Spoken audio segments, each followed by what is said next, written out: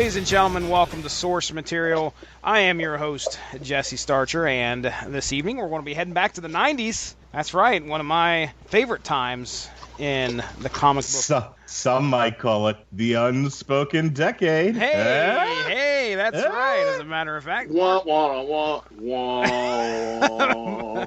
Mark Radulich with the plug there for our good buddies over at the Unspoken Decade. I'll tell you right now, I'm a contributor, and I posted the cover of I think it was the 4th issue of this series, which we're going to be talking about tonight. And ladies and gentlemen, that series is 1994's Dark Horse Comics Barb Wire. And here to tell us why in the hell did we pick Barb Wire to talk about on the Source Material podcast. His name is Mark Radulich, the patriarch of the Radulich and Broadcasting Network.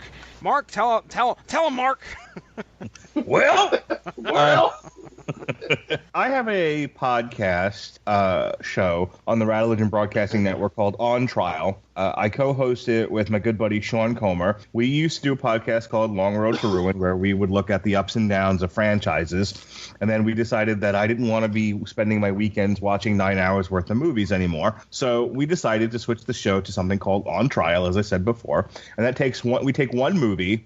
One of us prosecutes the movie, the other one defends the movie, as if we were in a court of law. Now, sometimes I let Sean pick, sometimes we do something based on whatever the new release is in the cinemas, and other times I pick something from a grab bag of crap that no one would find defensible. Nobody. I essentially find the equivalent of the guy standing over the victim with the knife saying, "I killed her," and saying, "I'll defend you." And in that case, with that said, I have been looking for movies that were based on comic books, and there's more than you think out there, that we could do an on trial for, and then subsequently do the comic in which it was based on. This week, right here on the Radulich and Broadcasting Network, we've got a pair of shows. We're going to do the Barb Wire 1994 run, and then Sean and I are going to prosecute and defend. I'll be defending because I always take these easy winner cases. I will be defending the Pamela Anderson vehicle, really the movie that launched her acting career, Barb Wire. Well, okay. I don't know how much of that statement is true, but I know you're going to be doing some shows. Successful shows. Yeah, I was going to say Baywatch and one successful show and one show. So, okay, Ronnie Adams, Barb Wire. Do you remember this hitting the shelves, and were you interested? What was your thought originally when Barb Wire was out there in the 90s? I only knew of the movie. Oh, really? Yeah, I didn't know that this was a book. No kidding. Until after, the movie hit the theaters. Well, I knew of Dark Horse Comics because they did Star Wars. Yeah. And I knew of them, but I didn't know many of the titles. So Barb Wire was one I wasn't really aware of. Okay. I was just talking here earlier about how I remember Comics Greatest World hitting the shelves, and there was a lot of crossing over with each other during that period of time, and I'm pretty certain I got the first run of those comics, which was the 1993. I got some of them, I should say. The 1993 releases of X, Ghost. Oh my goodness, I can't remember some of the other titles that were going on in 1993 during that, but it continued and went into 1994, and here we have a whole other host of titles doing the same thing with Dark Horse. It's titled Comics Greatest World, but this one was Barb Wire, which focused on a female-led lady by the name of Barb Kopetsky. Barb Kopetsky. Can I interject here? You guys are scoffing at her film career. First of all, it's quite lengthy. Oh. Second of all, did you know that she was the voice of Stripperella, a.k.a. Erotica Jones, for the entire 13-episode run? Unfortunately, yeah. Of Stripperella? Yes, I did know that, actually. I somehow I did know that. What other stuff has she done? Well, other than Tommy Lee. That had to come up at some point.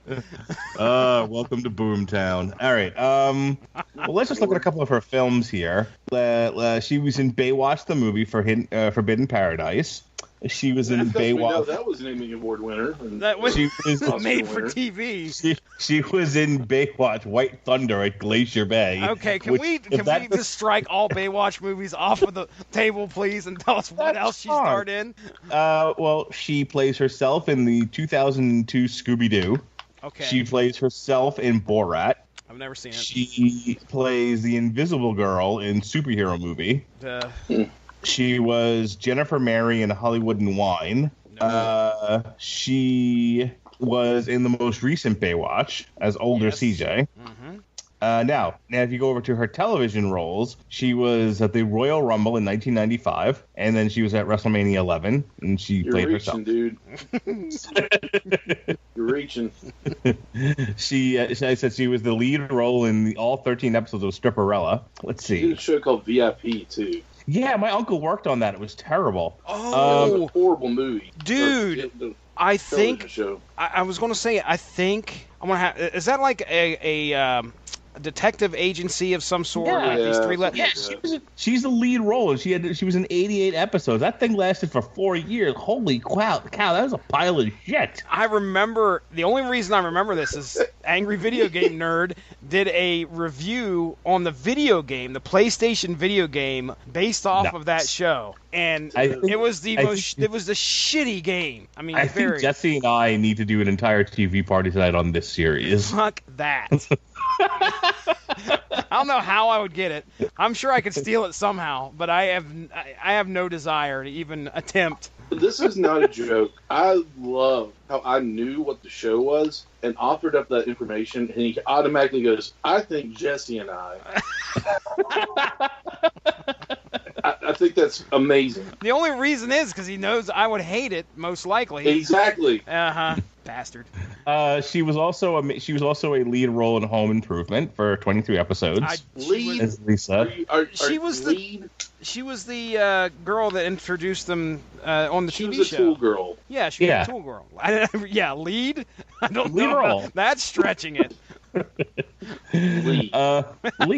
Lead role. What do you ask, dude? She's been working, man. All right. She had stuff in 2017 in both film and TV. So like I'm not taking anything away from her. She's really one of the great heroine actors of our time. Okay, all right. Well, I Speaking won't. of heroin, you need to stop taking it. Because it's making you delusional, man. Well, can I read you her awards? Oh, please. These are great.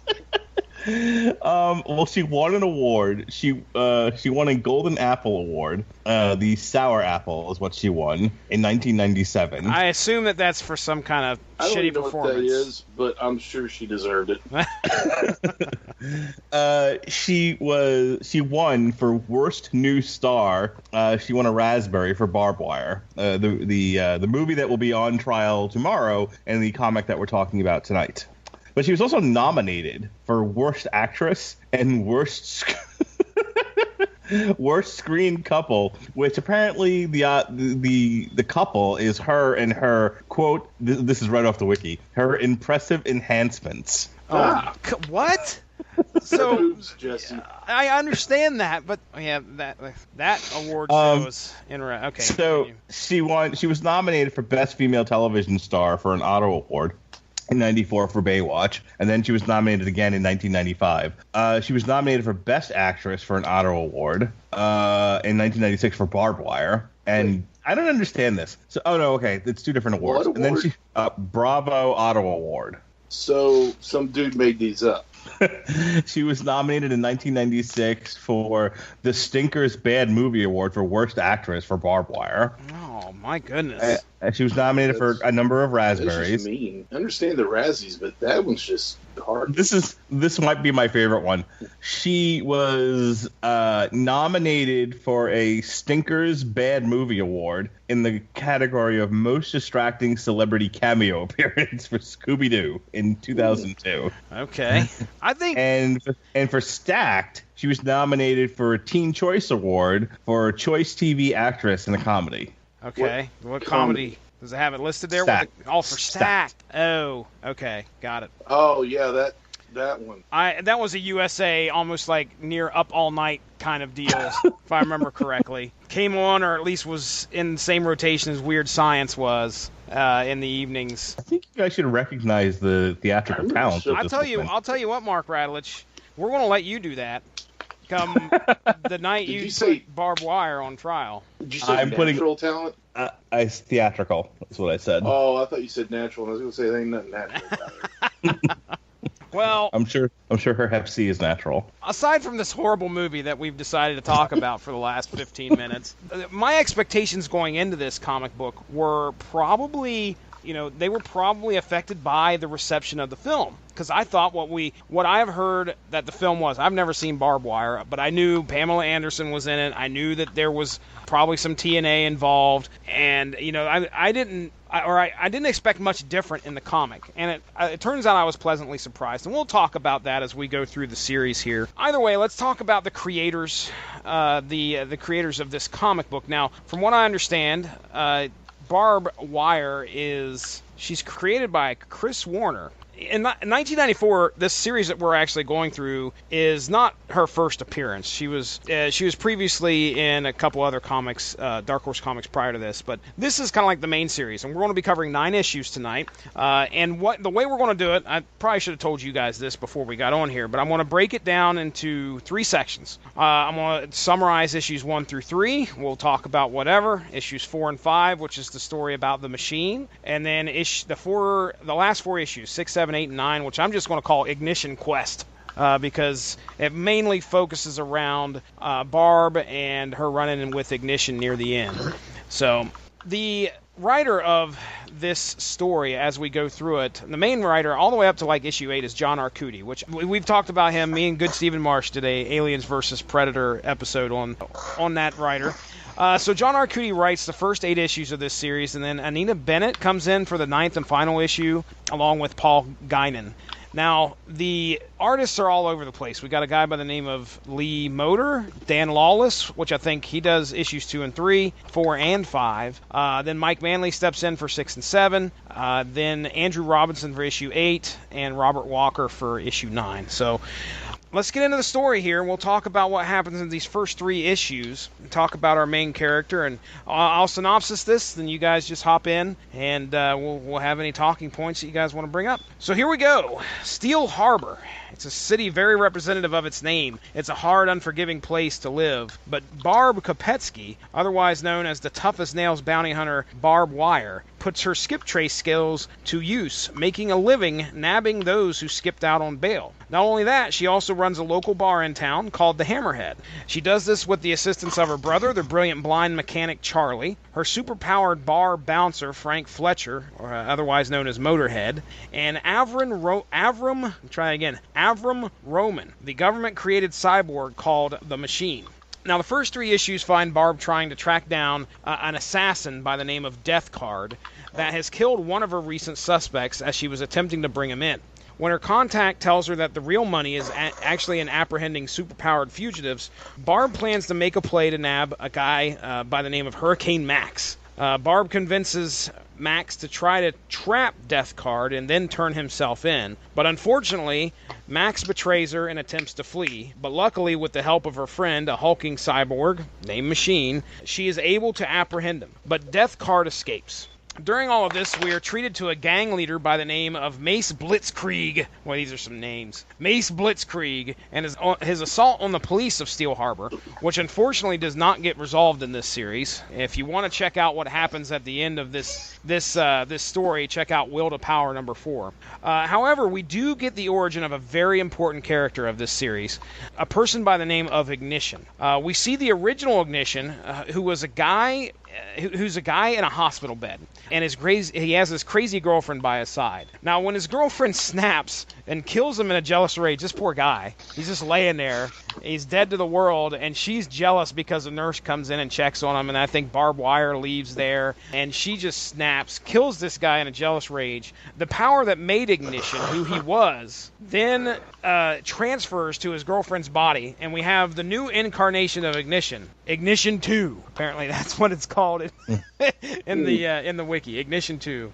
And at the end of this arc, we see Ignition teaming with the gang leader Mace Blitzkrieg to wreak havoc amongst the city and attack Steel Harbor's police forces. That's it. That's the end of the first 3 issues. So here's our introduction of Barb Wire. Now, Ronnie, I kind of talked about my expectations going into this. What were your expectations and what were your feelings after coming out of the first 3 issues? I expected it to be a lot more adult-oriented. Okay. Racier? Is racier a good term? Yeah. Yeah, campier. Man, there's plenty of, I guess you could call it camp in there, but not what I was expecting. Yeah, it's not an overabundance. Right. Of it. And I didn't expect to see the kind of art that I saw, to be honest with you. Were you impressed? I was somewhat impressed. For a Dark Horse book, yeah. Yeah. I can see where you're coming from. 90s comic, it wasn't any different from any other 90s comic, really. I mean, it had the art that I became accustomed to in a comic book. So that was really different for me.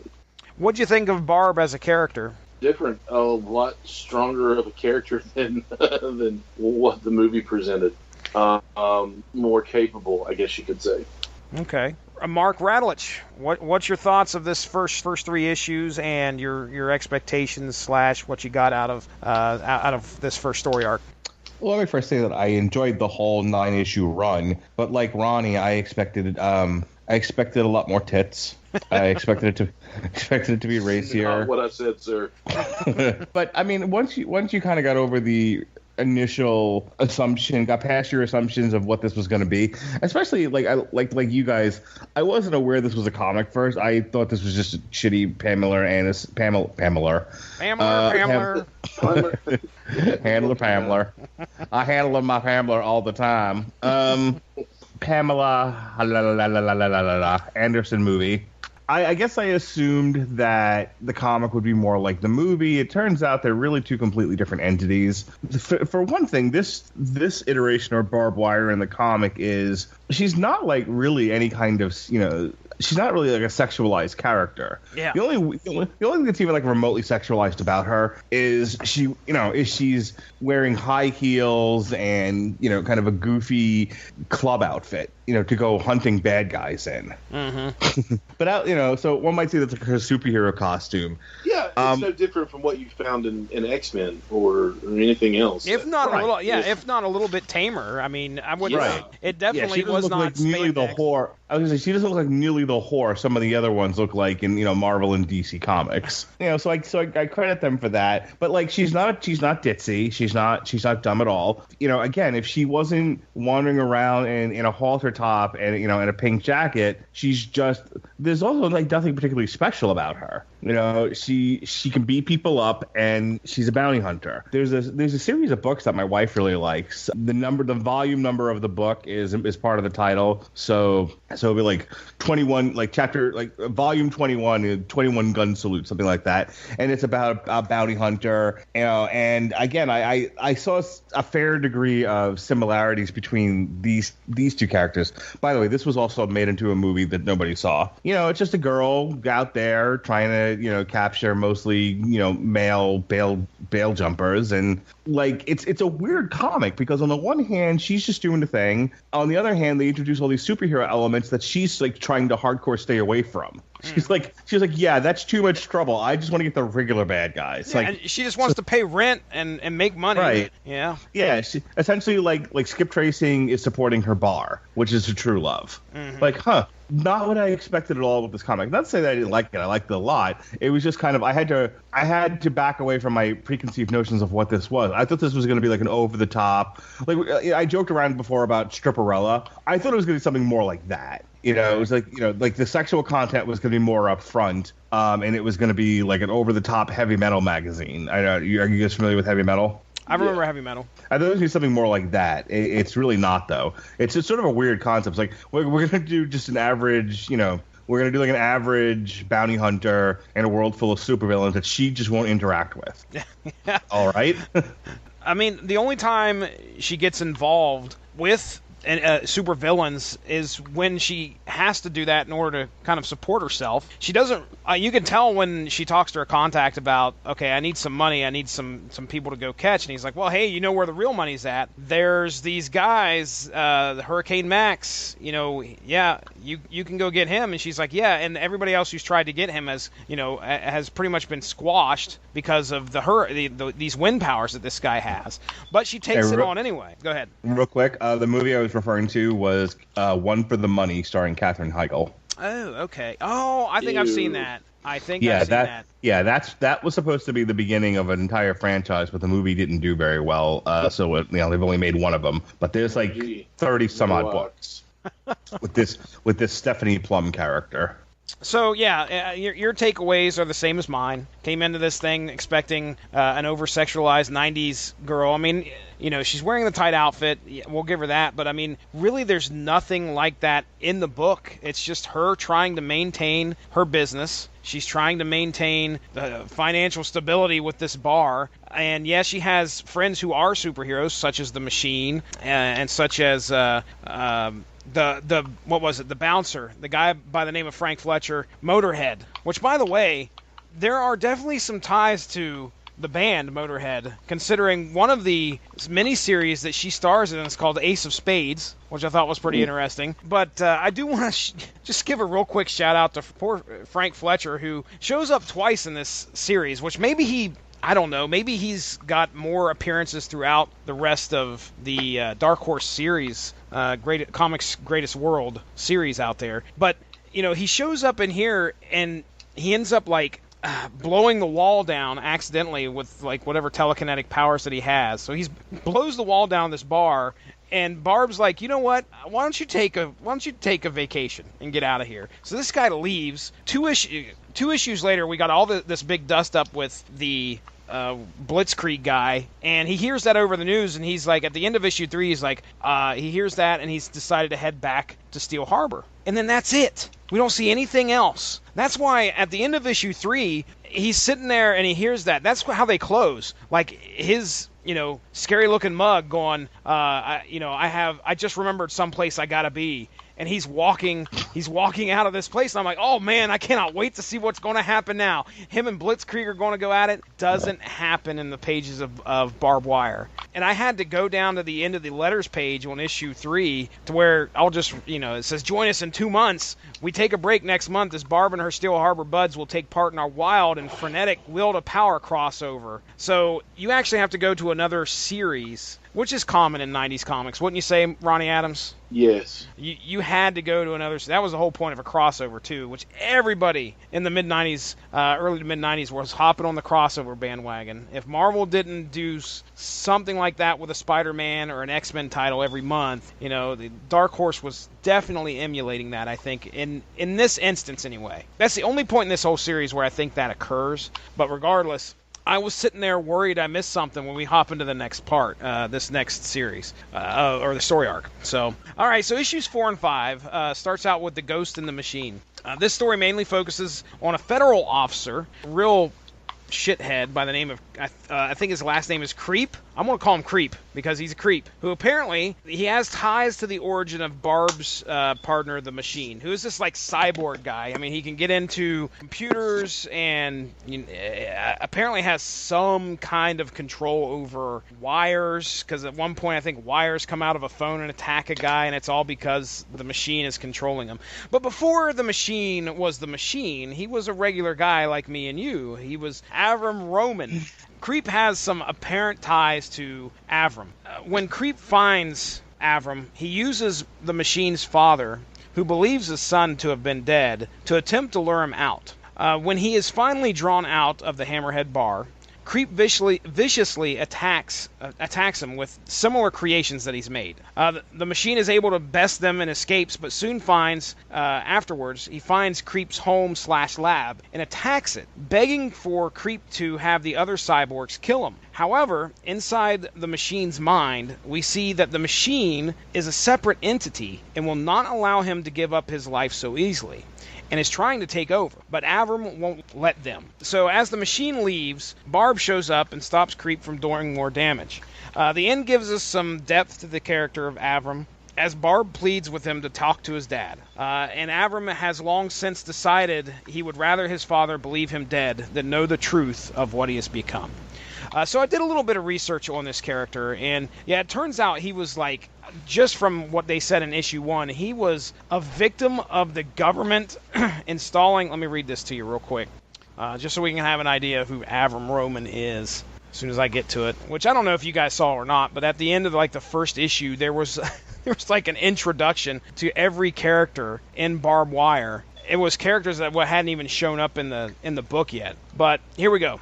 The Machine, Barb's right hand, machine. Once upon a time, he was one Avram Roman, but is now the victim of a government-imposed self-repair system that replaces humanity with machinery every time it is utilized. With each passing day, Avram becomes less a man and more a machine. So anyway, there's our second story arc. It's kind of like a look into Avram Roman and his struggles as he continually battles the machine that's inside his head and the machine that he turns into each day. So, Mark, I'll turn it over to you. What'd you think of this small little story arc? I was very sad for the dad. You know, it's so funny because, like, when you think of Barb Wire, you just think of the movie, right? Yeah. You know, and it's just, in the movie, it's just it's a pile of crap. But there was a lot of grist for the mill here, and I don't think this character's in the movie at all. I just checked the credits. I didn't see anything about an Avram. But, I mean, you have, you know, this cyborg that's turning into, you know, more machine than man, and he's like, you know, just let my dad think I'm dead. And, you know, and again, Barb Wire is not like a ditzy, you know, comical character. She's sitting here struggling with this. It's like your dad just seems really sad, and I just want to help him. I want him to know the truth. And he's like, you know what? It's none of your business. Stay out of it. I was sad to see him go. You know, like at the end, like he just like takes off on her, and she'd become kind of reliant on him. And he's like, yeah, I gotta go. I gotta see a man about a horse, and just like splits on her. And I was really sad about that. Yeah. So I thought all that was interesting. I thought the bit with the apartment was really funny. He's like, you know, the first, like, here's $6,000. This will cover us for a while. And then later on, after they all fight, the landlord's like, you know what? You did a lot more than $6,000 worth of damage here. Jesus. Yeah, shit, this man. isn't gonna work at all. Yeah.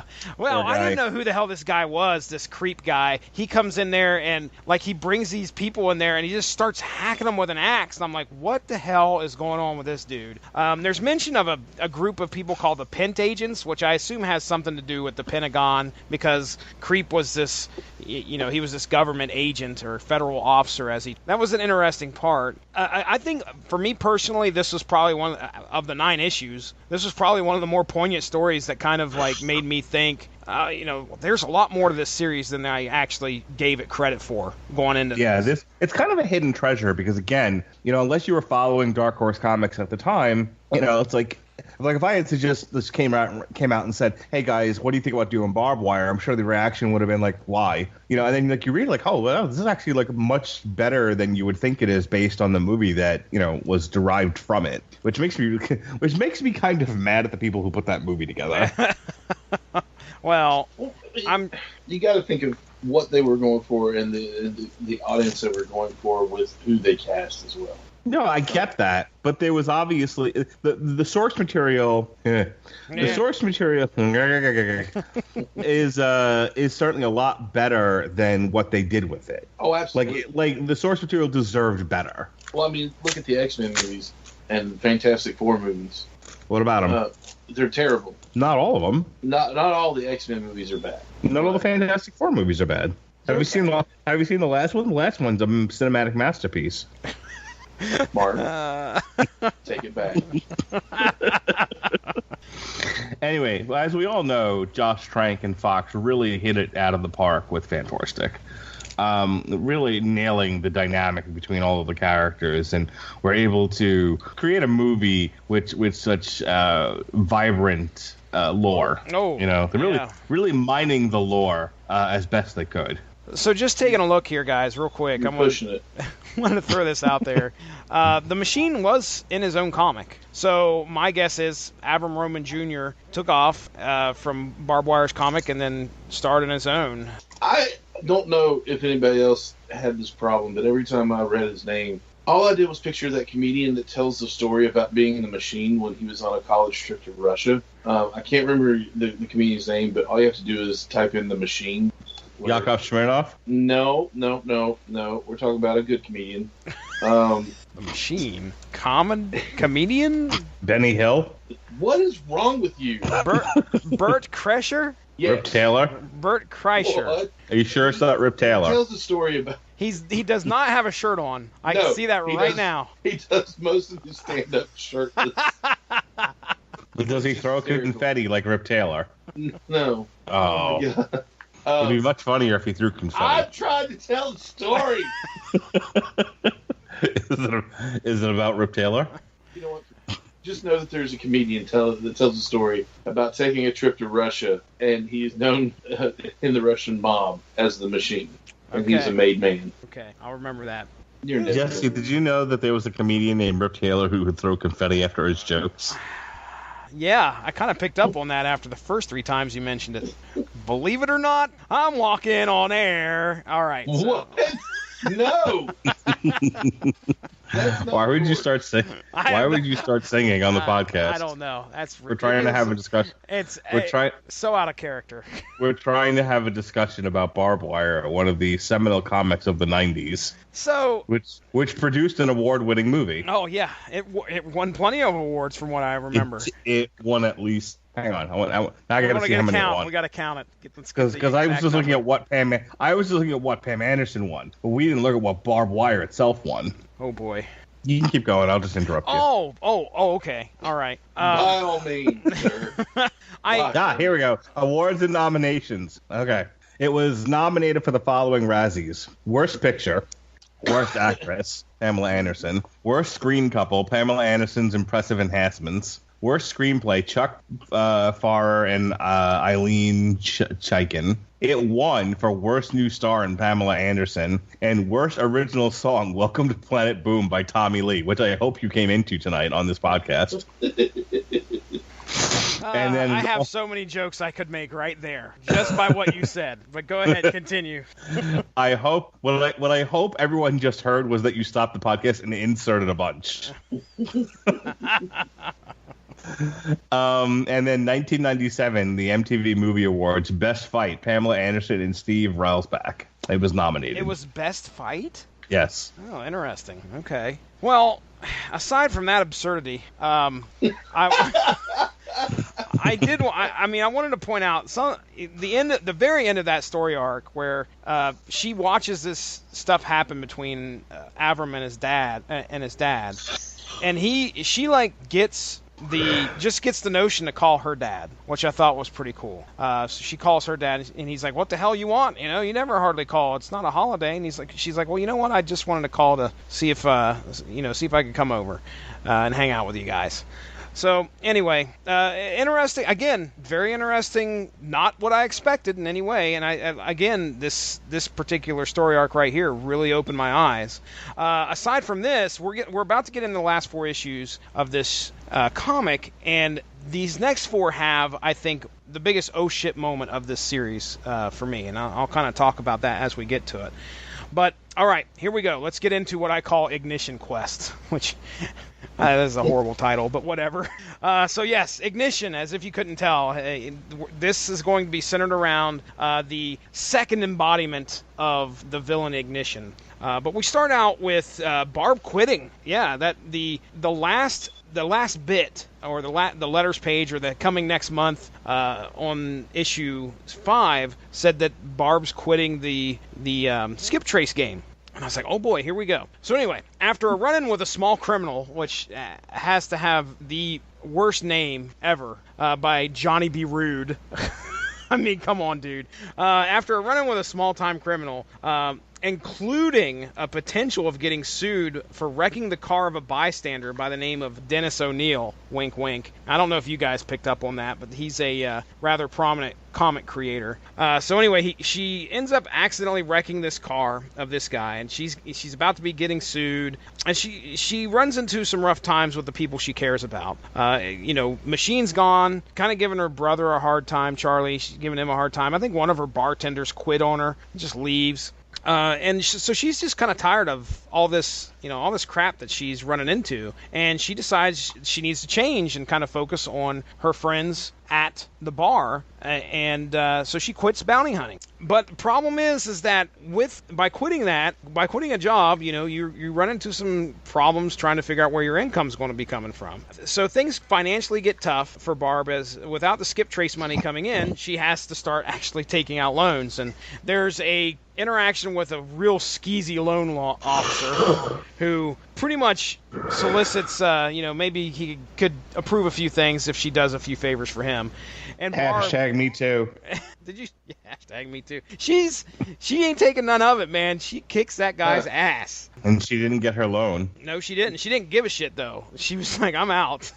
Yeah, she's trying to get loans to try and keep her and the bar afloat. Frank Fletcher, Motorhead, returns. That's right. The guy who left in issue 3 comes back in issue 6 or 7, but he's not met with a warm welcome because of this kind of cold shoulder that Barb gives him. Like, he can't just walk back in and have his place, and she's still kind of worried. Last time she saw him, he fucking blew down the wall of her bar. He's kind of upset and he leaves. That's kind of the last time we see old Frank Fletcher, Motorhead. He just walks out.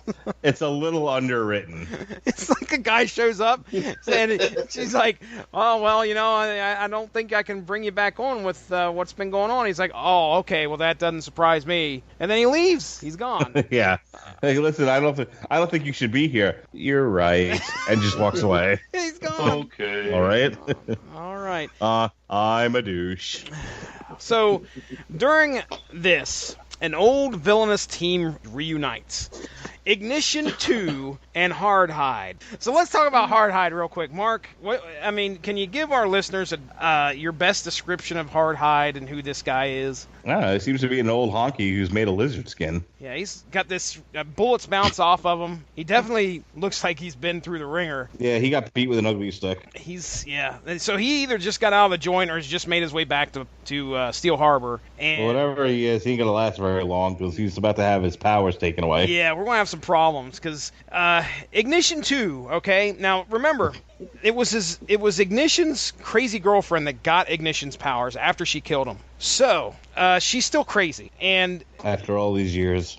Yes, there's a song there, isn't there? They get together. She finds Hardhide, and they're like, "Hey, why don't we become pals again?" Ignition and Hardhide were a team in the past. Ignition talks them into teaming up, and they go back into action, robbing banks and stuff. But it doesn't take long for Hardhide to tire with the crazy antics of his partner, and he decides he wants out. He's like, "Whoa, wait a second, you're just a little over the top here." There's one point where she's like, possibly going to kill some cops. He's like, "No, I didn't sign on for that." So finally, he's like, "Look, I want out of this. I want out of this deal." Now, telling Ignition this, Hardhide meets an unfortunate end when Ignition spontaneously combusts him, and then surprisingly, I didn't expect combust him in the nuts. Surprisingly takes his powers. I didn't expect this. I mean, I didn't think that that's what was going on in the beginning. Well, no one expects spontaneous combustion. Or the Spanish spontaneous. Or the Spanish Inquisition. I mean, if you expect someone to combust, that just means you've set them on fire. So there's spontaneous combustion and expected combustion. This was spontaneous. So Jesse doesn't know what I just said or what that means, because yet again he doesn't know anything from Monty Python. I have no idea. I don't know how. But Spanish Inquisition. Nobody expects the Spanish Inquisition. I don't get it. Fucking Brits. Fucking Brits in your humor. So anyway, yes, Ignition kills Hardhide and then takes his power, which I think that was the moment where I was like, oh, okay, this this is a different animal here. At first, I thought Ignition was like the force, and like when it ran out, or when its body got killed, so the body that was inhabiting before gets killed by that girl, his girlfriend, it just hopped into his girlfriend's body and moved on. That's not the case. It's the girlfriend, I think, that has the power, which apparently can absorb other people's powers after they kill them. And she figures this out just kind of like what the reader does, because she's got that gun of this, like, shooting herself in the chest, and she's like, I understand everything now. So I was like, oh, okay. So anyway, now Ignition takes a young criminal protege by the name of Nikki along with her and battles her old team. Now, here again, this is one of those situations where I'd rather know a little bit more about the Dark Horse superhero universe, because we have this team that Ignition is from previously called the Prime Movers.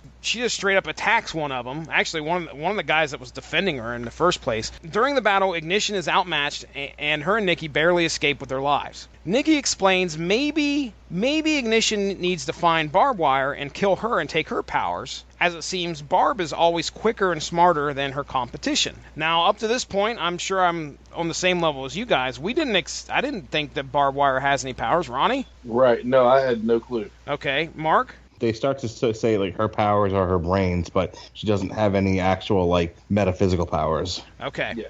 So Ignition agrees to this and heads to the Hammerhead bar, but Barb is nowhere to be found. So instead, she takes Barb's brother Charlie hostage. Returning and finding her brother gone, Barb goes to find Ignition and Nikki, and they face off at I think it's a junkyard. During the fray, Barb just straight up kills Nikki, who I don't think stood a chance. I don't think Nikki even has any powers, but she's out there running her mouth, and Barb, I think she's trying to shoot at Barb. Barb hops into a crane, and just like within a panel, this crane hook is heading right for Nikki's head and kills her right there. So Barb, kills somebody. I don't think we see that throughout the whole series, right up until this very last issue. So Nikki doesn't stand a chance. She's dead. Finally, Barb and Ignition get to battle. As Ignition appears to get the upper hand, Charlie is able to let Barb know about Ignition's weakness to electricity. Barb is able to rewire a cattle prod to finally bring her down. So that's the end of the battle. And at the end of this, we kind of have the wrap-up where Barb lets Charlie know, hey, look, I appreciate your work and what you do for me and what you've done for the bar and all this and blah, blah, blah. And that's kind of where we leave it. That's the end of this 9-issue series. She doesn't kill Ignition. Ignition is still alive. Like, some government agency shows up. This robot's taking Ignition away to some kind of crazy, probably super-powered prison. And then that's it. So here we are. We've reached the end of this. Mark Radulich, what did you think of the series as a whole? What did you think of the story arc? Anything you'd like to say that's left unsaid? Look, I really liked it. As we said before, I don't want to beat this horse to death, but it was different than what I expected going in. Here's the thing, and I said this to you offline. There's nothing groundbreaking about it. It's not special. It just kind of is. It seems like it's a more PG-13 chick version of the Punisher. And the Punisher, but with even less direction. The Punisher was at least out for revenge. She's out for a paycheck. And again, that's why I compared it to One for the Money. She's just a girl in the world doing a thing, trying to pay some rent. Yeah. And I was like, okay, that's fine. And it was, and it was an entertaining read. I don't know if this will stick with me beyond its connection to the really shitty, and by shitty I mean fantastic, movie. Well, there's one thing you could say. You've read all 9 issues of Barb Wire, which is something you couldn't say a few days back. I mean, it's not like a really important piece of comic book history we have in our hands, so you're right on that aspect. But, and we're going to talk about this because I want to read this letter from issue 6, and it's specifically discussing Barb Wire and her being a female superhero. And whether that's a good thing, bad thing, whatever, we'll talk as we go through the letter, because I didn't read all of it, but I saw a little bit of it, and I think it's worth talking about. Anything else there, Mark? Nope, I'm good. All right, Ronnie Adams, what do you think? Not enough tits. Do you want, like I said, we need to go to Image Comics if you want some of that, buddy. We can get plenty of that over there from the 90s. Ronnie Adams, what do you think of Barb Wire, 9 issues, bro? Surprising. Yeah? I was not expecting what I got. It was a good read. I mean, and I'll echo Mark a little bit by saying it wasn't anything really special. I'm really not sure why they even chose to make a movie out of it, other than the fact that it has a dynamic female lead in it. Mm-hmm. But it's funny that Mark went Punisher. I actually went Paladin from Marvel Comics. Okay. It has sort of the same costume scheme, you know, purple and red, you know, whatever. Yeah. And he's just, you know, he's gun for hire. Like, literally, that's it. Gun for hire. You know, I'll hunt somebody down, kill him, or whatever for money. But it was a surprising read. As like I told you all, I was a little worried that it was going to be adult oriented. You know, I read on my lunch breaks and different things like that at work, or, you know, at home, or, you know, waiting for an oil change or whatever. I really didn't want anybody to see me reading this at first because I didn't know what I was going to get. But it was actually it wasn't a bad read, and it's a shame what they did to it with the movie. You know, while it's not anything like incredibly, you know, world shattering or dynamic or anything like that, it deserved a lot better than what it got. Yeah. As far as the movie goes, it's not a bad read. I mean, like if you're looking to branch out a little bit. From the big two or the big three, I guess you could say, with Image. No, this is pretty good. You know, if you're looking for something different, I guess I would recommend it. You know, it's a comic that definitely takes place in a comic book universe. This isn't something that, you know, this is early 90s getting close to the mid 90s. It seems like every comic publisher that was popping up then had grand ideas to start at a universe very similar to Marvel or DC. Yeah. So with Barb Wire, I think one of its weaknesses in the 9 issues is probably a strength if you were talking about it back in the 90s, where they wanted to establish that, hey, we have other characters, and they kind of pop up in your book and then they go away. But now we're sitting in, you know, close to 25 years later now. Yeah, it is. It's close to 25 years later. You're looking at this like, oh man, if we would have just focused on Barb a little bit more, if we would have just, because it felt like, okay, well, hey, we're talking about Frank Fletcher over here, or here's the Machine, and we really don't have. The one defining story arc of hers is her going up against Ignition, and really that's it. The whole Max going after Death Card gets away. I mean, you don't see him ever again. He probably pops up in other books. So really, her defining moment is her battle with Ignition, where she gets to rely kind of on her speed and agility and brains to get out of a jam. It's not setting the world on fire. It's amazing that it really. It's amazing to me that it got a movie as well, because there's only when you're talking early 90s, dude, what comics were hitting the big screen at that point in time? You know, other than some of the stuff that the mid 90s,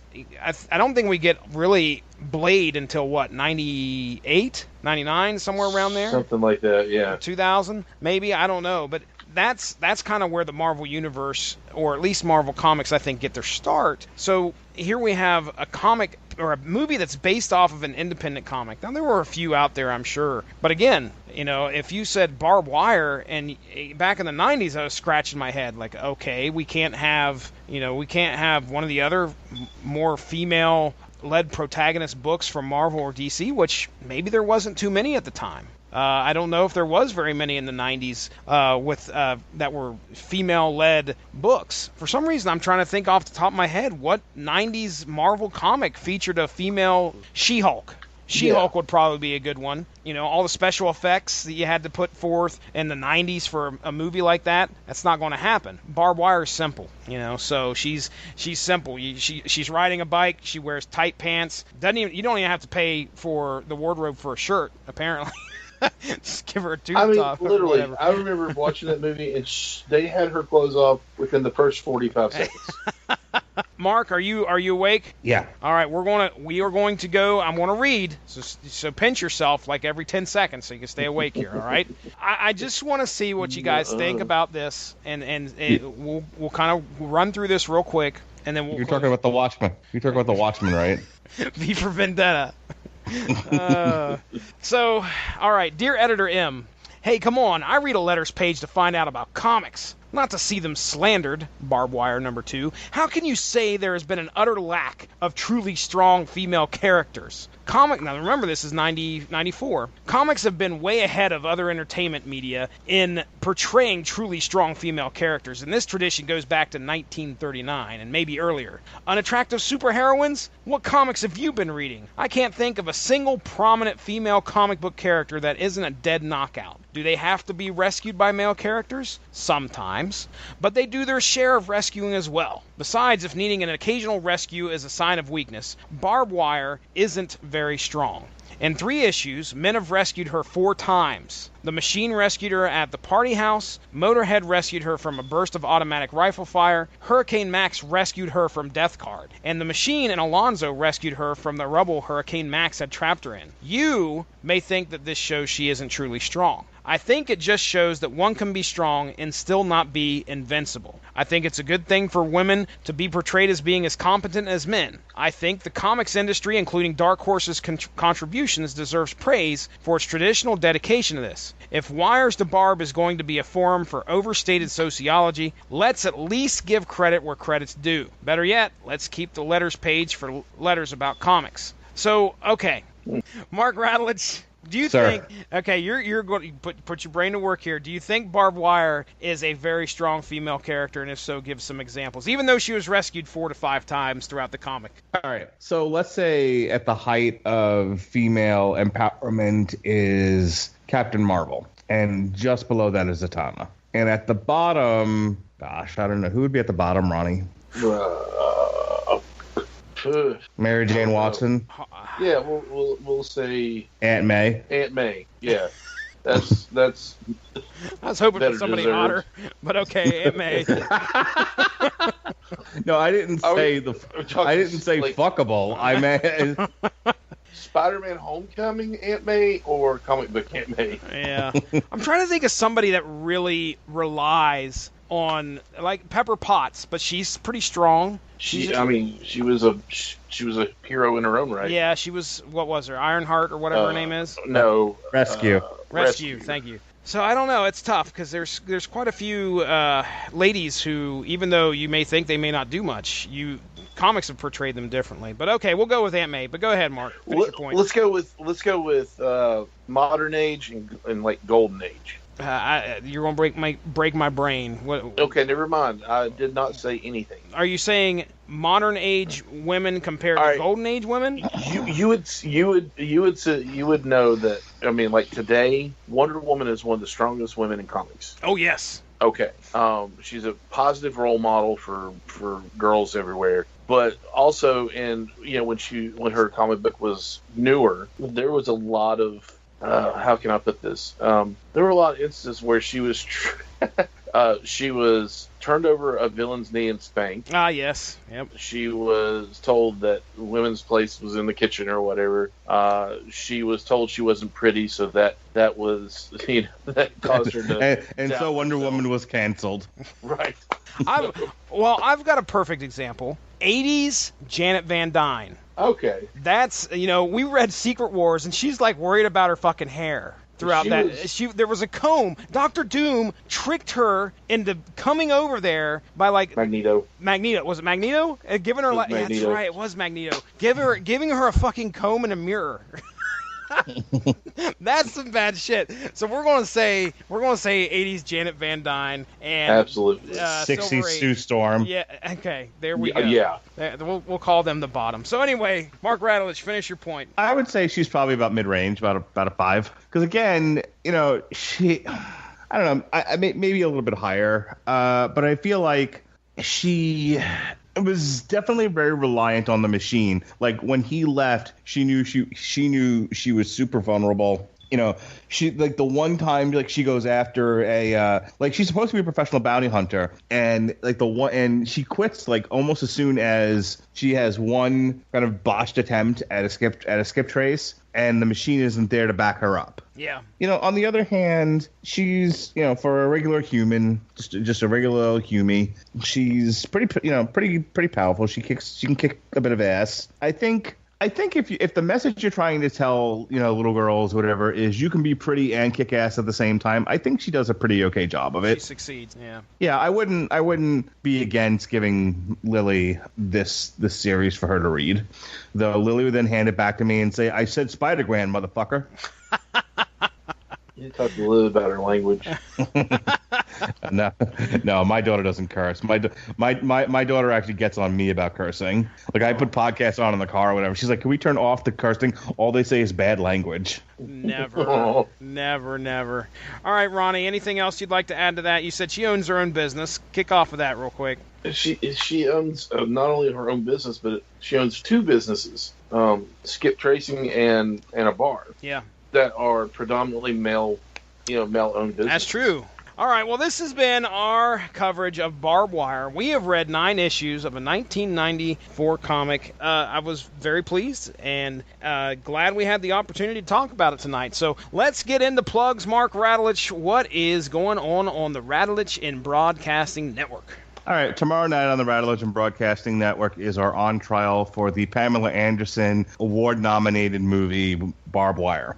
Listen, you can't say it's award nominated just because it's award nominated, Ronnie. You can't disprove it.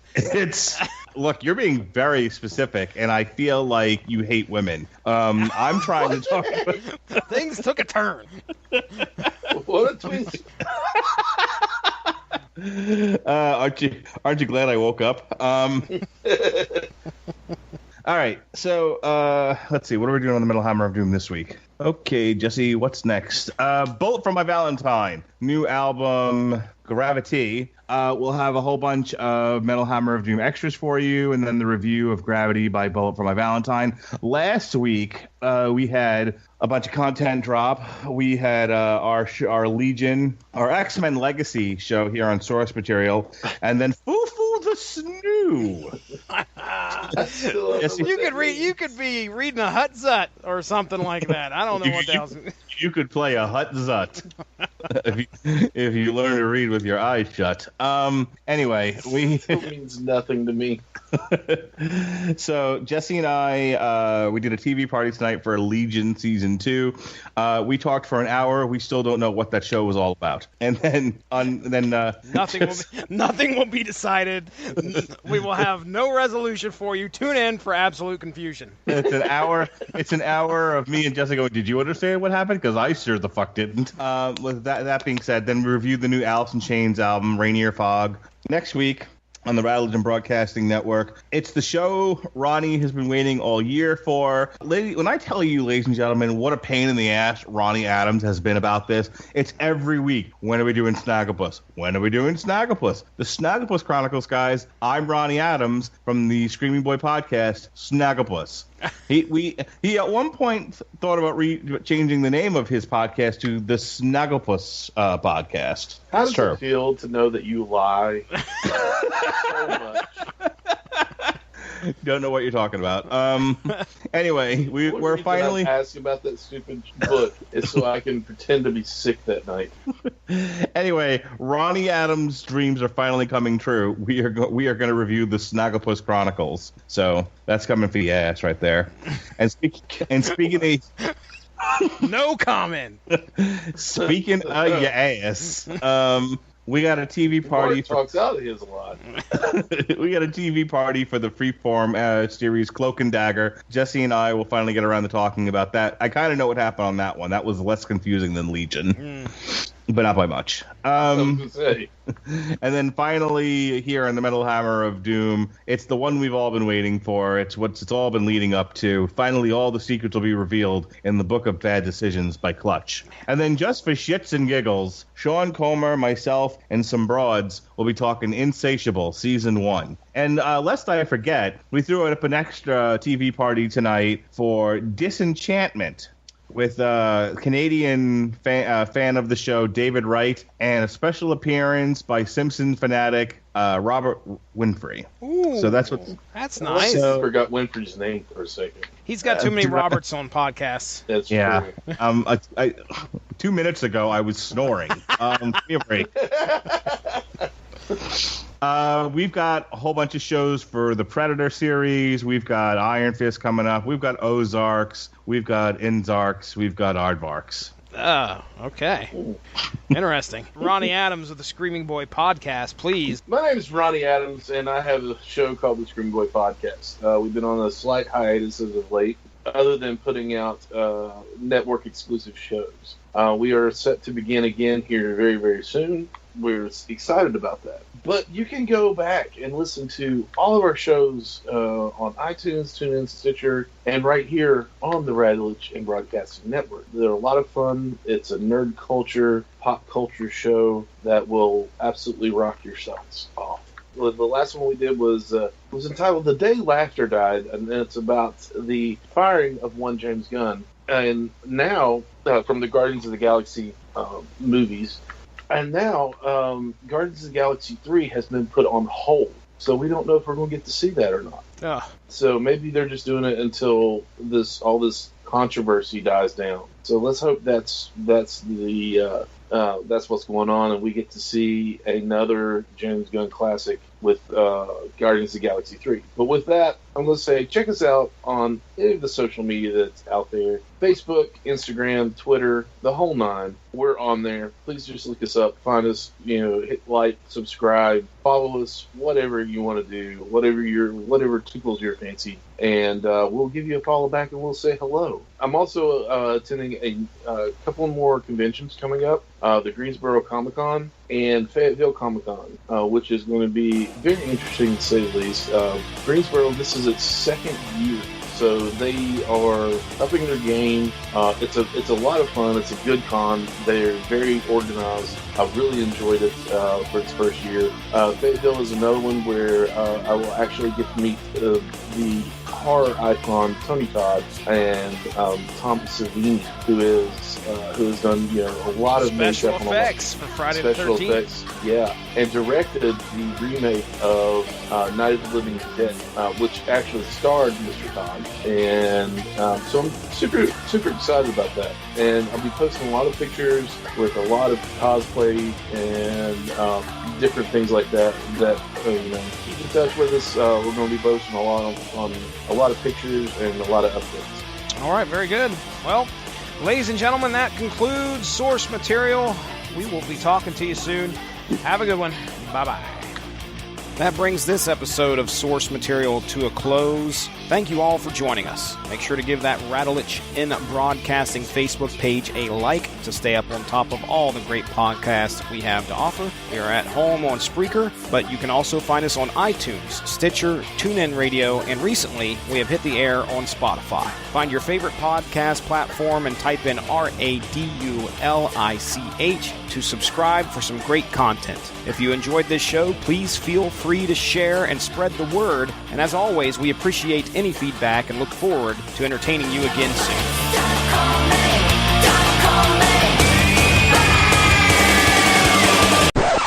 Boys, I'm ready to podcast. Is your mic in your butt? Yes. Is your mic in the chips? Can you hear me at all now? Try talking closer to your iPad. Put your iPad in your mouth. My iPad is in my butt. Aquaman. Spell that one, DC. Dear God, man. Aquaman, the search for air. Ooh. Hey. All right. No. You're like, What is going on? why am I a part of this? Avram, oh crap, what was his name? Avram Lavigne. I know. Avram. He was a skater boy. Just looking to see what his appearances were. Somebody help me out here. Watchmen. Shut up, Mark. Some might say her name is remixed to Ignition. Oh! That she's hot and fresh out the kitchen. Hot and fresh out the kitchen. That's an R. Kelly song, Mark Radulich, I think. I don't listen to R. Kelly. Oh, okay. Yeah, I don't listen to things where people pee on other people. There it is. Speaking of urination, check out Tuesday's episode of Source Material.